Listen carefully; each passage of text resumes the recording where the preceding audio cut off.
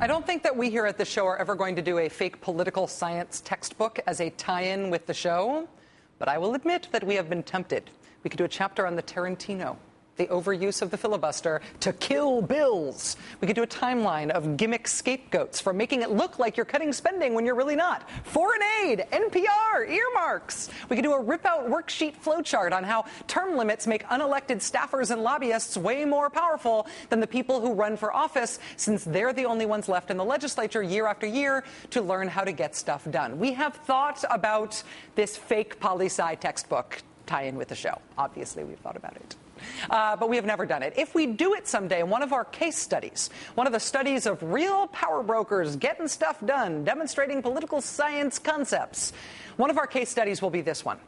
Bobby Jindal and the $220 million sand berms that worked for him.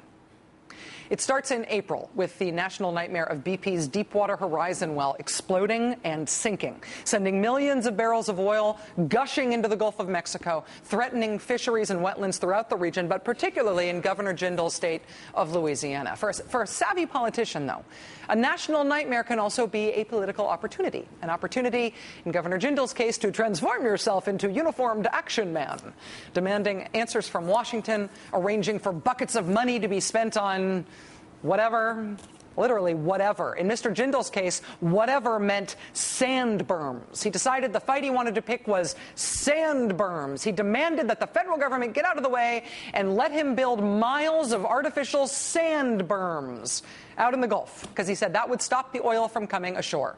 Here's Governor Jindal about a month into the disaster. We want the U.S. Army Corps of Engineers to approve our dredging, our sand boom plan to keep this oil out of our marshes, off of our shores.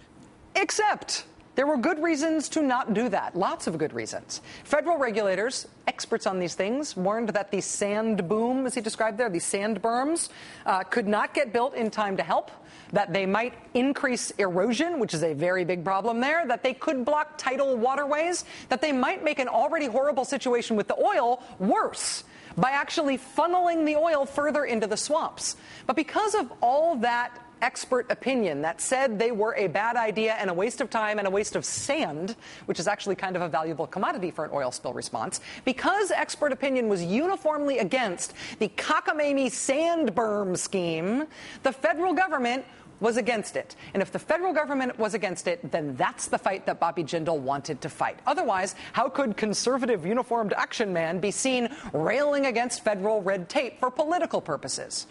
So Governor Jindal cranked away on the sand berm scheme and on denouncing the federal government at every turn. And he cranked and cranked and cranked away on the sand berm scheme until finally he got permission to build those dumb sand berms. And he got the millions of dollars from BP to fund them instead of funding something else.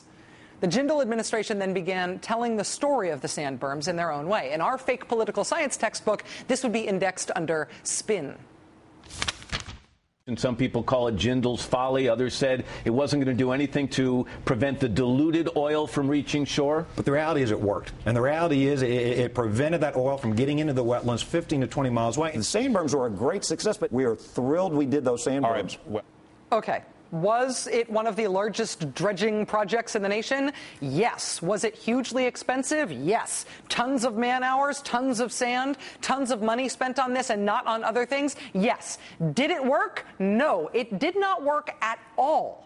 Quote, the Louisiana berms were not a success. Quote, the Louisiana berms were not an effective spill response measure. Quote, they were not successful for oil spill response. Those are the blunt conclusions of the Bipartisan Presidential Oil Spill Commission. Bipartisan, which released its draft review this week. Quote, the commission staff can comfortably conclude that the decision to greenlight the underwhelmingly effective, overwhelmingly expensive Louisiana berms project was flawed. These things cost 3 times what BP spent on all other efforts at removing oil from the water and the coastline of Louisiana combined. Triple the cost of everything else combined. And they did essentially nothing except risk some grave damage to the waterways they were built in. So what do you do if you're the guy responsible for this humiliating waste? What do you do if you're Bobby Jindal, politician, political science case study in the making, and this damning report comes out about your dumb, self-aggrandizingly vanity project that only helped you and not your state? What do? You release the statement of your life, Mr. Jindal slamming the report as partisan revisionist history, calling it insulting. You dirty feds with your meddling red tape. Governor Jindal wrote about how awesome the berms were and how awesome he was for pushing for them in his last book, which is about himself. It's called Leadership in Crisis. Guess who's the star of the book? For the Gulf, Bobby Jindal's vanity sand berms were in fact a disaster, a huge, risky, useless waste pursued for a political point when the Gulf needed engineering that worked. But for Bobby Jindal, the $220 million sand berms did work. They worked for him. Case study closed.